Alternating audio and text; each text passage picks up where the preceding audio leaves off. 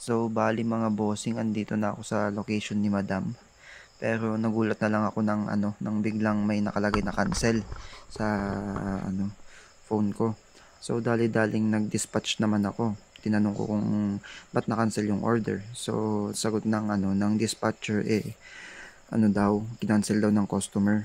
Eh, ang reason daw niya is hindi na daw niya mahihintay yung yung pagkain.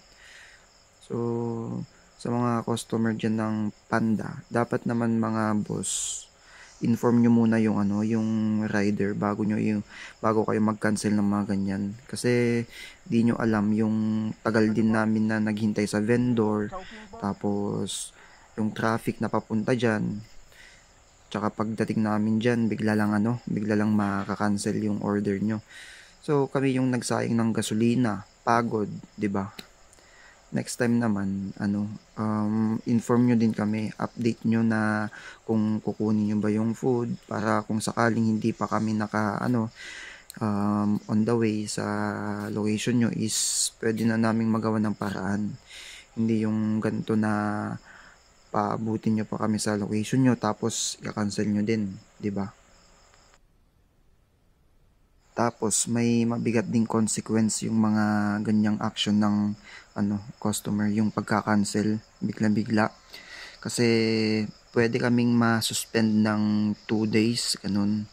O kaya kung paulit-ulit na ganyan, 5 days. Oh. So saan kami kukuha ng ng pang-araw-araw na kita namin? Sa simpleng cancel nyo lang.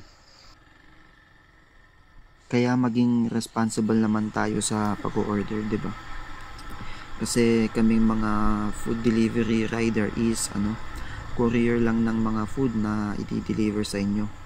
As long as gawa na yan, luto na yan, di-deliver na namin yan mga boss. Walang delivery rider, mapa-parcel man yan, mapa-food man yan na gustong matagalan sa pag-deliver. Kasi sa amin, pag mabilis kang mag-deliver, mas mabilis na papasok yung pera sa'yo, mas malaki yung kita mo. Sino ba namang delivery rider na gustong matagalan sa sa pagdi-deliver? Common sense na lang mga bossing, 'di ba? So, yun lang.